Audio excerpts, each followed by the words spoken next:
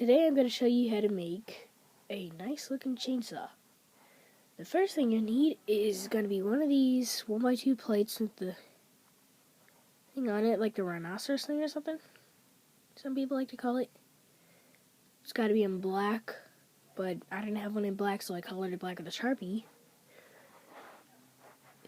A headlight brick in black. Well, I didn't have it in, I had it in blue, so I painted it blue with a Sharpie. There. The next thing you'll need is going to be 3 of these 1x1 rounds, or studs, as people like to call them.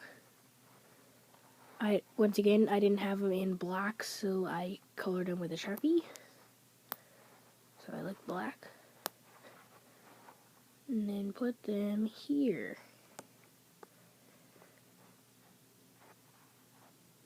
Like, that's not right. There, so it looks like this. And then you're going to take a chainsaw or saw blade piece and then put it inside of the headlight brick. And then you put it on horizontally. And there you go. Oh, you gotta put it on like this. So when this is up, you could, minifigures can hold it. And now you're ready to, like, cut things. Ah!